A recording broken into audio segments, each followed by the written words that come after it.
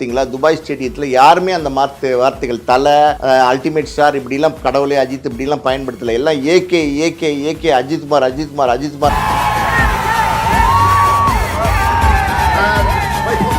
Real லைஃப்பில் பாருங்கள் எவ்வளோ எனர்ஜி. ஒரு 25 வயசு வாலிபன் மாதிரி அவ்வளோ ஒரு எனர்ஜியோட அவ்வளோ ஒரு சந்தோஷம் அவ்வளோ ஒரு ஆசை எல்லாமே அதுக்குள்ளே இருந்துச்சு சார். அதாவது வந்து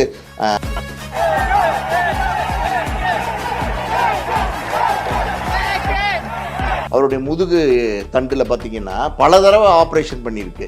நிறையா தடவை அவர் வந்து எந்திரிச்சு வரமாட்டார் அப்படின்னு நெகட்டிவான ரிவ்யூஸ்லாம் வந்தப்போ கூட எல்லா தடைகளையும் தகர்த்து அஜித் சார் வந்து எந்திரிச்சு வந்து சினிமாவில் நடித்தார்.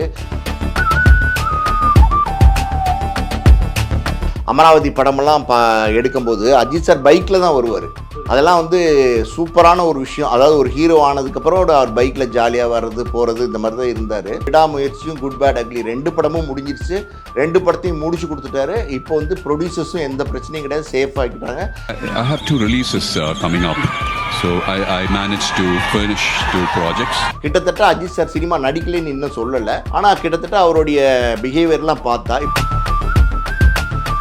குறைந்த விலை நிறைந்த தரம் தங்கள் தேவைகள் அனைத்தும் ஒரே இடத்தில். ஜெயச்சந்திரன். ரெட் நூல் நேயர்களுக்கு வணக்கம். இன்று சினிமா விமர்சகர் ஆஸ்கர் மூவிஸ் ப்ரொடியூசர் பாலாஜி பிரபு சார் இருக்காரு. வாங்க பேசலாம். சார் வணக்கம். வணக்கம். நல்லா இருக்கீங்களா? நல்லா இருக்கேன் சார். நிறைய விஷயத்தை உங்கள்ட்ட இருந்து இதுவரை சினிமாவில் இருக்க முக்கியமான விஷயங்கள் பற்றி நிறையா பேசியிருக்கோம். இன்னைக்கு அஜித் சாரை பற்றி பேசி ஆகணும்னு நினைக்கிறேன்.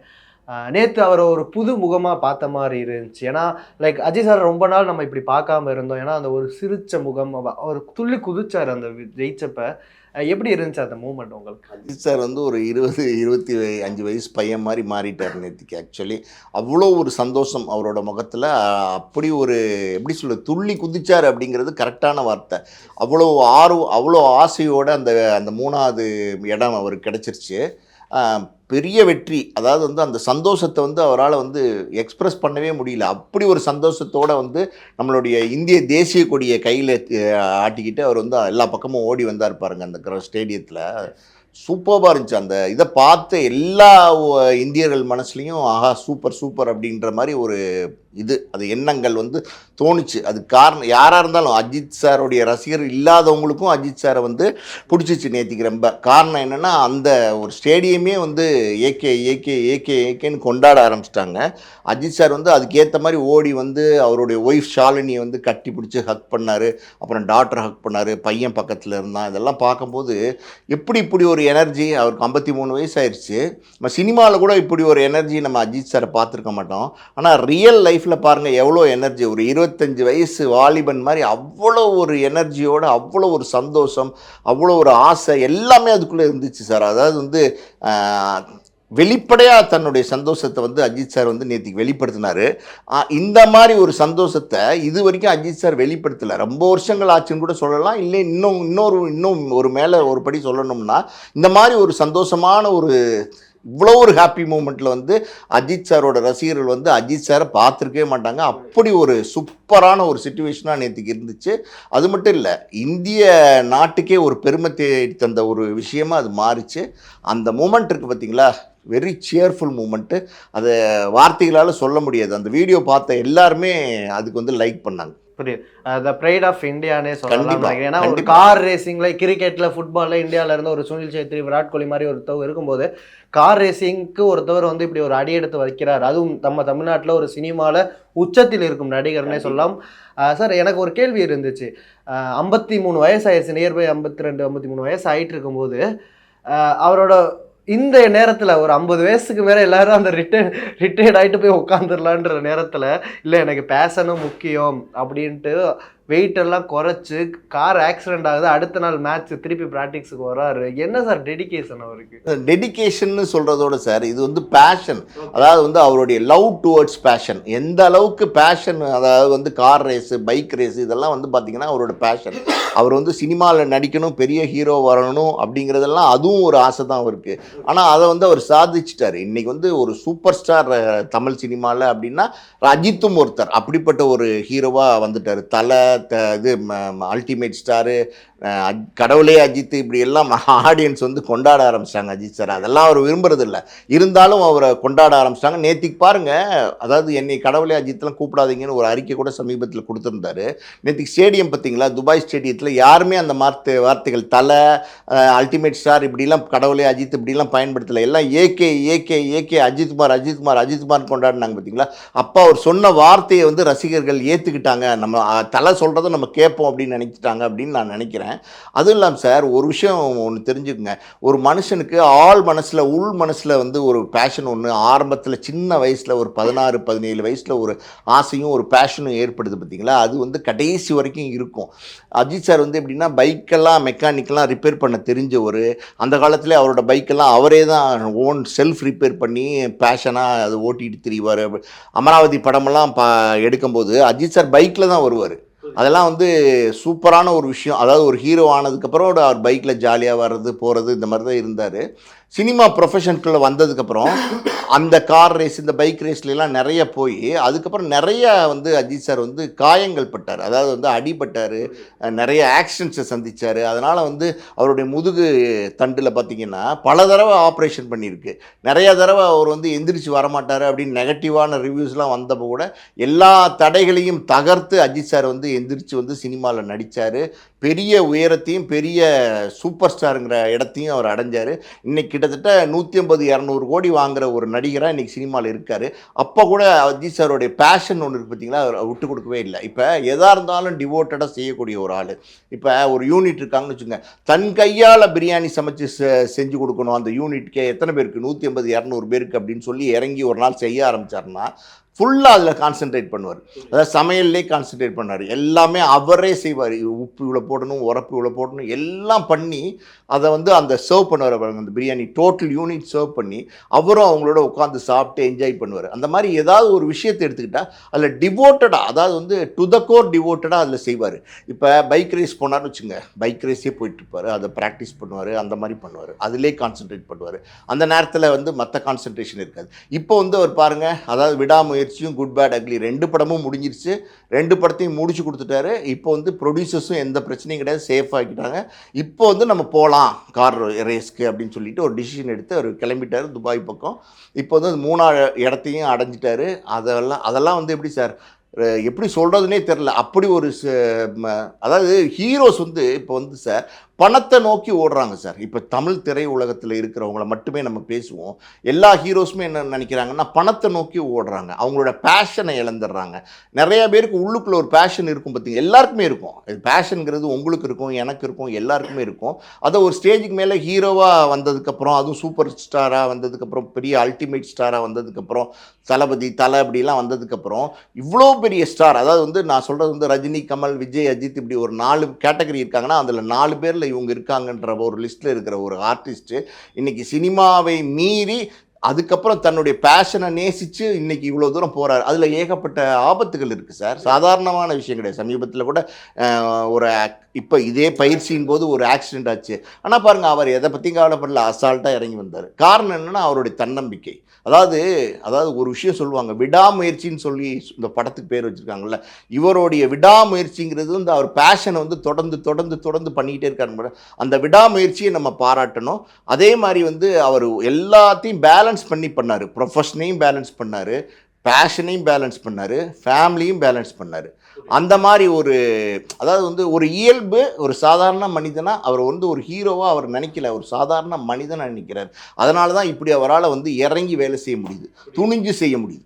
புரியுது சார். அஜித் சாரை பற்றி ஒரு நிறைய நெகட்டிவ் இருக்குது. என்ன நெகட்டிவ், அது நெகட்டிவ்னு சொல்ல முடியாது, ஃபேன்ஸுக்கு ஒழுங்கான அந்த ரெஸ்பெக்ட் கொடுக்க மாட்டார். ஏன்னா இங்கே தமிழ்நாட்டில் அஜித் சாரா விஜய் சாரான்னு கேட்கும்போது அஜித் சாருக்குன்னு ஒரு ஃபேன் பேஸே இருந்துச்சு இங்கே தமிழ்நாட்டில்.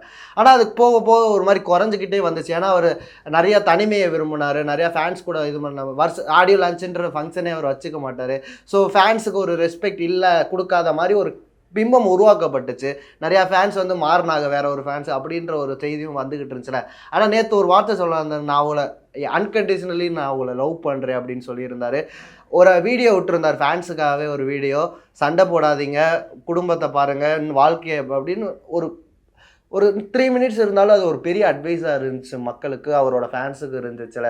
ஃபேன்ஸ் எவ்வளோ லவ் பண்ணுவார் சார் சார் அவர் வந்து உண்மையாக ஃபேன்ஸை நேசிக்கிறார், அப்படி தான் நம்ம சொல்லணும். ஏன் அப்படின்னா மற்ற நடிகர்கள்லாம் நீங்கள் பார்த்தீங்கன்னா, அதாவது வந்து நீங்கள் இல்லாமல் நாங்கள் இல்லை, நீங்கள் தான் எங்களுக்கு எல்லாம், நீங்கள் தான் எங்களுக்கு முதலாளி, இப்படியெல்லாம் வந்து பேசுவாங்க மேடை ஏறி. ஆனால் ரியல் லைஃப்பில் பார்த்தீங்கன்னா ஃபேன்ஸை பற்றி கொஞ்சம் கூட சட்டை பண்ண மாட்டாங்க. அஜித் வந்து எப்படி தன்னை பேஷனை வந்து விரும்பி போகிறாரோ அதே மாதிரி ஃபேன்ஸ்க்கும் ஒரு அட்வைஸ் பண்ணுறாரு.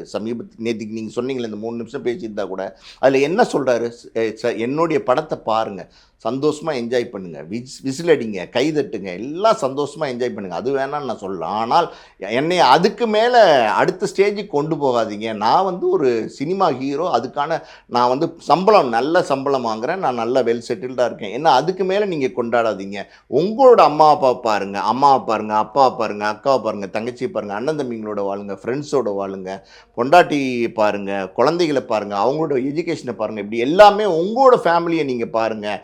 நீங்கள் உங்களுக்குன்னு ஒரு பேஷன் இருக்கும். இதெல்லாம் வந்து சார் ஒரு மோட்டிவேட்டட் ஸ்பீச். ஆக்சுவலி உங்களுக்குன்னு ஒரு பேஷன் இருக்கும், அந்த பேஷனை விடாதீங்க. எவ்வளோதான் ப்ரொஃபஷனில் நீங்கள் போய் லாக் ஆனால் கூட ஒரு பீரியடில் வந்து பேஷனையும் விடாமல் நீங்கள் ஃபாலோ பண்ணுங்கள். நீங்கள் வந்து உங்கள் லைஃப்பில் வந்து ஒரு தடவை தோல்வி அடைஞ்சிட்டிங்களா, ஒரு தடவை பிரச்சனை வருதா, இல்லை பல தடவை பிரச்சனை வருதா, அந்த தோல்வியை மீறி நீங்கள் தொடர்ந்து முயற்சி பண்ணிகிட்டே இருக்குங்க. உங்கள் இலக்கை நோக்கி, உங்கள் கோலை நோக்கி நீங்கள் ட்ராவல் பண்ணிகிட்டே இருங்க.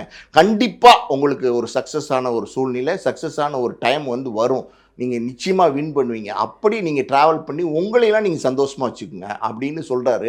எந்த ஹீரோ சார் இப்போ அப்படி சொல்கிறா? எந்த ஹீரோவுமே அப்படி சொல்கிறது இல்லை. எல்லாருமே பார்த்தீங்கன்னா சுயநலம். அதாவது வந்து நமக்கு வந்து அவங்க வர்ஷிப் பண்ணிகிட்டே இருக்கணும், எப்போவுமே அந்த கூட்டம் வந்து நம்மளை சுற்றிக்கிட்டே இருக்கணும், எப்போவுமே அந்த கூட்டம் வந்து பல பேர்கள் நிறையா எல்லாருக்கும் பட்டம் இருக்குது சொல்லி கத்திக்கிட்டே இருக்கணும். அவங்க அதை ரசிக்கிறாங்க. ஆனால் ரஞ்சித் சார் வந்து அதை ரசிக்கலை. அது என்ன சொல்கிறாருன்னா, நான் வந்து நடிகன், என்னை நடிகனாக மட்டும் பாருங்கள், நீங்கள் என்னுடைய ஆடியன்ஸு என்னை ரசிக்கிறீங்க, ரசிகர்கள், நான் அது இல்லைன்னு சொல்லலை, ஆனால் உங்களோட ஃபேமிலி உங்களோட லைஃப்பை பாருங்கள் அப்படின்னு சொல்கிறார். இந்த மாதிரி ஓப்பன் ஹார்ட்டடாக சொல்லக்கூடிய ஒரு நடிகர் அது அஜித் மட்டும்தான், வேறு யாருமே கிடையாது. தமிழ் சினிமா இண்டஸ்ட்ரியில் பர்டிகுலராக அஜித் மட்டும்தான் இப்படி மெச்சூரிட்டியோடு பேசுகிறாரு. இந்த மெச்சூரிட்டி எல்லா நடிகர்களுக்கும் இனிமே வரணும். நிறையா மூத்த நடிகர்கள்லாம் இருக்காங்க, இன்னும் அந்த மெச்சூரிட்டி அவங்க இல்லாமல் இருக்காங்க. ஆனால் இந்த மெச்சூரிட்டி இனி வர இளைஞர்களுக்கு, இனி வர நடிகர்களுக்கு கண்டிப்பாக வரணும். அது அஜித் அவங்க ஃபாலோ பண்ணணும் இந்த விஷயத்தில். சார் இது அஜித் சாரோட காதலை பற்றி பேசி நினைக்கிறோம். Shalu ma'am and Ajith sir. Shalu ma'am அப்போ உச்சியில் இருக்காங்க, அவங்க மேரேஜ் நடக்கும்போது உச்சியில் இருக்காங்க. ஒன்று அஜித் சாரை கல்யாணம் பண்ண போகிறாங்க, இன்னொன்று சினிமாவிலேருந்து விலகுறாங்க. ஸோ 2 நியூஸும் வருது. பட் நேற்று அவங்களோட லவ் எவ்வளோன்னு நம்ம அந்த வீடியோவில் புரிய முடிஞ்சுச்சு. நேற்று வெறும் அந்த லவ்வை பரிமாறிக்கிட்டதாக இருக்கட்டும், அஜித் சார் அந்த ஃபேமிலியை வந்து அவர் பொண்ணு கூட பேசினதாக இருக்கட்டும், அவர் பையனை கூட்டிகிட்டு போய் அதை ஏற்றி இந்தியா கூட தூக்குனதாக இருக்கட்டும், அதை பார்க்கும்போதே அவர் ஃபேமிலியை எவ்வளோ லவ் பண்ணுறாரு அப்படின்னு ஒரு இது இருந்துச்சுல சார். அதை எப்படி பார்க்கலாம்? ஏன்னா இத்தனை காலம் வர அவர் வந்து அந்த ஃபேமிலிக்குள்ளே யாரையுமே அந்த நெருங்க விடாமல் ஃபேன்ஸ் அது கொஞ்சம் ப்ரைவசி நிறையா பார்த்தார். ஆனால் நேற்று அவரோட லவ் அப்படியே ஓப்பனாக எல்லோரும் முன்னாடி ஒரு 1000-2000 பேர் முன்னாடி காமிச்சார்ல, அது எப்படி இருக்கு? அதான் சார் எல்லாமே வந்து சார் மனுஷனுக்கு வந்து சந்தோஷம்னு ஒன்று இருக்குது பார்த்தீங்களா, அது இயல்பாக வருது அவருக்கு. அதாவது வந்து ஒரு இடத்துல வந்து சந்தோஷப்படுற மாதிரி நிறைய பேர் நடிப்பாங்க, சந்தோஷப்படுற மாதிரி தன்னை காட்டிக்குவாங்க. ஆனால் வந்து அஜித் சாரோடைய நேத்திக்கு உடைய வீடியோஸ்லாம் பார்த்தீங்கன்னா இயல்பாக அவருக்குள்ளே வந்த ஒரு விஷயம், அதாவது வந்து துள்ளி குதித்து வர சந்தோஷம், ஓடி வந்து தன்னுடைய காதல் மனைவியை கட்டி அணைச்சி முத்தம் கொடுக்குறாரு. எவ்வளவு அழகு! அவர் மகளை வந்து அப்படியே ஹக் பண்ணுறாரு, பையன் பக்கத்தில் நிற்கிறான், அந்த ஃபேமிலியை வந்து ஃபஸ்ட்டு வந்து ரசிக்கிறாரு. அது மட்டும் இல்லை, என்ன வந்து கார் ரேஸ்க்கு போங்க பண்ணுங்க அப்படின்னு எனக்கு சொன்ன ஷாலினி, என்னை என்கரேஜ் பண்ண ஷாலினி. மனைவி என்கரேஜ் பண்ணணும்ல. இப்போ கணவனுக்கு ஏதாவது ஆயிருமா அப்படின்னு பயந்தா மனைவி அனுப்புவாங்களா? இது ஆபத்தான விஷயம். ஆபத்து இதில் நிறைய இருக்குது. சாதாரணமாக வந்து சினிமாவில் வந்து நடிச்சுட்டு போகிற விஷயம் கிடையாது. இதில் நிறைய ஆபத்துகள் இருக்கும்போது மனைவின்றவ வந்து என்கரேஜ் பண்ணணும்ல. ஏதாவது ஆயிடுச்சுன்னான்னு பயந்தா என்ன ஆகுறது? அவங்களும் பாருங்கள், அதாவது வந்து இவங்களுக்கு மேட் ஃபார் ஈச் அதர்னு சொல்லுவாங்கள்ல, அந்த மாதிரி ஷாலினியும் அஜித்தும் அவ்வளோ பற்றுதலோடையும் பிரியத்தோடையும் இத்தனை வருஷம் ஒரு லாங் ஜேர்னி அவங்க ட்ராவல் பண்ணிக்கிட்டு இருக்கிறாங்க அப்படின்றத நேத்திக்கு அவங்க ஷாலினியை ஹக் பண்ணி ஒரு முத்தம் கொடுத்தாங்க பார்த்தீங்களா, அதில் எல்லாமே வெளிப்பட்டுருச்சு சார். ஃபேமிலியை மறைச்சி வச்சுருந்தாரு, ஃபேமிலியை காட்டலை, அதெல்லாம் விட்டுருங்க. அவர் தேவையில்லைன்னு நினைக்கிறார் சார். இந்த மாதிரி ஒரு ஹாப்பியஸ்ட் மூமெண்ட்டில் அவரை மீறி ஒரு என்ஜாய்மெண்ட், ஒரு குதூகலம், ஒரு சந்தோஷம் எல்லாம் வந்துச்சு பார்த்தீங்களா. அப்போ யதார்த்தமாக ரொம்ப என்ன கேஷுவலாக அதை வெளிப்படுத்தினார். ரொம்ப யதார்த்தமாக அவர் வந்த வெளிப்பாடு தான் அது. நேத்திக்கு. அதெல்லாம் வந்து எப்படி சொல்கிறது, அதெல்லாம் பார்த்து ரசிகர்கள் வந்து கொண்டாட ஆரம்பிச்சிட்டாங்க. அதாவது வந்து இப்போ விடாமுயற்சி பொங்கலுக்கு வரதா இருந்துச்சு, இப்போ வரல. எல்லாருமே கொஞ்சம் டல்லாக இருந்தாங்க, என்னடா நம்ம தலைவர் படம் வரலையே அப்படின்ட்டு அவங்க ஃபேன்ஸு. ஆனால் பாருங்கள் நேத்திக்கு இந்த பார்த்தோன்னே, தலைவரே நீங்கள் இந்த மாதிரி கார் ரேஸே ஓட்டுங்க, உங்களை நீங்கள் படத்தில் வரும்போது படத்தில் பார்த்துக்குறோம், கார் ரேஸ் ஓட்டுங்க, பைக் ரேஸ் ஓட்டுங்க, நாங்கள் இப்படி நீங்கள் வெற்றி அடைஞ்சு கொண்டாங்க, இந்தியாவுக்கு பெருமை சேருங்க, நாங்கள் சந்தோஷப்படுறோம், ஹாப்பியாக இருக்கும் அப்படின்னு சொல்லி இப்போ ரசிகர்களும் அந்த மனநிலைக்கு வந்துட்டாங்க. சார் கடைசி கொஸ்டினா, தமிழ்நாட்டோட 2 பொக்கிஷங்கள் தனது பேஷனை நோக்கி போகிறாங்கன்னு நினைக்கிறோம். விஜய் சார் அஃப்கோர்ஸ் அரசியலுக்கு போகிறாரு, 2026 தேர்தலை சந்திச்சுக்கிட்டு இருக்காரு. அஜித் சார் 2024 ஓப்பன் பண்ணார், 2025 வெற்றியை பெற்றுட்டார். நிறையா இளைஞர்கள் விஜய் சாரை பார்த்து அரசியலுக்கு வந்ததை நம்மளால் பார்க்க முடிஞ்சு. அது மாதிரி இப்போ கார் ரேசிங்லேயும் நிறையா பேசுகிறாங்க இந்தியாவில் அப்படின்ட்டு நம்ம அதை மறுக்கவே முடியாது. 2 பேரும் அந்த பேஷனை வந்து எல்லாருக்கும் கொடுக்குறாங்களா, அந்த எப்படி பார்க்கலாம் 2 நடிகரையும் ஒப்பிடும்போது? 2 நடிகரையும் ஒப்பிடும்போது 2 பேருக்கும் பேஷன் நம்ம பேச முடியாது. அதாவது விஜய் சார் வந்து சினிமாவில் வந்து பெரிய ஒரு சூப்பர் ஸ்டாராக ஜெயிச்சிட்டாரு. இன்றைக்கி வந்து தளபதின்னு எல்லாராலையும் கொண்டாடப்படுறாரு. இன்றைக்கி வந்து அடுத்து நம்ம என்ன பண்ணலாம் அப்படின்னும் போது அரசியலுக்கு போகலாம், 69ஓட முடிச்சுட்டு அரசியலுக்கு போகலான்னு ஒரு முடிவுக்கு வராரு. அது அவருடைய அடுத்த கட்ட டிசிஷன். அதாவது வந்து அரசியலுங்கிறது சர்விங் டு த சொசைட்டி. ஆனால் இன்றைக்கி அரசியல் வந்து அப்படி இல்லை. சர்விங் டு த சொசைட்டின்னு அவர் மட்டும் நினச்சா பத்தாது. டோட்டலாக எல்லாரும் அவரை சுற்றி இருக்கிறவங்க, அவங்கள ஃபாலோ பண்ணுறவங்க எல்லாருமே மணி மோட்டிவ் இல்லாமல், அரசியலுக்கு வந்து சம்பாதிக்கணுங்கிற எண்ணம் இல்லாமல் அவரை சுற்றி அவரோட வேலி அமைச்சு இருப்பாங்களா அப்படின்னா அது கஷ்டம். அரசியலை பொறுத்த வரைக்கும் அது கஷ்டம். அரசியல் என்னென்னா எல்லாருமே வந்து நம்ம இவரோட சேர்ந்தா, இந்த கட்சி தாவேக்கையில் சேர்ந்தா விஜயோடு இருந்தால் எம்எல்ஏ ஆகலாமா, எம்பி ஆகலாமா, அதாகலாமா, இதாகலாமா, கவுன்சிலர் ஆகலாமா, எப்படி சம்பாதிக்கலாம், இப்படி தான் அரசியல் இன்றைக்கி அப்படி தான் இருக்குது. நம்ம ஓப்பனாக பேசணும்னா அரசியல் இன்றைக்கி அப்படி தான் இருக்குது. அப்போ அந்த அரசியலில் வந்து இவர் மட்டும் நேர்மையாக இருந்தால் பத்தாது, இவர் கூட இருக்கிற எல்லாரும் நேர்மையாக இருப்பாங்களா அப்படிங்கிறது ஒரு கேள்வி. அது இல்லாமல் இவர் வந்து ஒரு இலக்கு, அதாவது வந்து வேற ஒரு இலக்கை நோக்கி இவர் ட்ராவல் பண்ணுறாரு. முதலமைச்சர் நாற்காலியை நோக்கி ட்ராவல் பண்ணுறான்னு நம்ம சொல்லலாம். அது வந்து ஏதோ ஒன்று அதாவது இன்னொரு அடுத்த ஆதாயத்தை தேடி போகிறார் விஜய். ஆனால் அஜித் அப்படி கிடையாது. அவர் வந்து பேஷனை நோக்கி போகிறார். இதில் எந்த ஆதாயமும் கிடையாது, எந்த களங்கமும் நம்ம சொல்ல முடியாது. அவரோட ஆசை, அவரோட பேஷன், அவரோட சந்தோஷம், இதெல்லாம் நம்ம தேடி போகணும். போதும், பணம் சம்பாரிச்சது போகணும், கோடிகளை நம்ம சம்பாரிச்சிட்டோம், பெரிய உச்சத்தில் நம்மளை வச்சு கொண்டாடுறாங்க, ரொம்ப சந்தோஷம், நம்ம வந்து அடுத்து நம்மளோட ஆசையை நோக்கி போவோம், பேஷனை நோக்கி போவோம்னு போகிறாரு. இதில் ஒரு முக்கியமான விஷயம் போயிருக்காரு. இதில் முக்கியமான விஷயம்னா இவர் ஏதோ ஒரு ஆதாயத்தை நோக்கி போகிறாரு, இவர் வந்து பேஷன் நோக்கி போகிறாரு. ரெண்டும் வேறு ட்ராவலு. ஆனால் 2 பேருமே சினிமா விட்டு போகிறாங்க. கிட்டத்தட்ட அஜித் சார் சினிமா நடிக்கலைன்னு இன்னும் சொல்லலை. ஆனால் கிட்டத்தட்ட அவருடைய பிஹேவியர்லாம் பார்த்தா இப்போ 75 வயசுக்கு மேலே உள்ள நடிகர்கள்லாம் சூப்பர் ஸ்டாராக நடிச்சிட்டு இருக்காங்க. நான் ரஜினியை சொல்லலை, புரியுதா உங்களுக்கு, ஜென்ரலாக சொல்கிறேன். அப்படி இருக்கும்போது எல்லா துறையிலையும் இப்போ தமிழ்லையும் இருக்குது, தெலுங்குலையும் இருக்குது, எல்லாம் இருக்குது. நான் அதை வச்சு சொல்கிறேன். அப்படி இருக்கும்போது அஜித் விஜய் 2 பேருமே வந்து பக்குவப்பட்ட நடிகர்களாக இருக்காங்க, இந்த ஜென்ரேஷன் ஆர்டிஸ்டாக இருக்காங்க. அவங்க 2 பேருமே சினிமா போதும், இதுக்கப்புறம் அடுத்து வேறு ஏதாவது பண்ணுவோம் அப்படின்னு நினைக்கிறாங்க. அது வந்து 2 பேருமே பாராட்டணும் நம்ம இந்த பாயிண்டில். புரியுது சார், நிறைய விஷயங்களை தெளிவாக பதில் சொல்லியிருக்கேன். அடுத்த இன்டர்வியூவில் சந்திப்போம். நேரத்திற்கும் நன்றி. குறைந்த விலை, நிறைந்த தரம், தங்கள் தேவைகள் அனைத்தும் ஒரே இடத்தில். ஜெயச்சந்திரன்.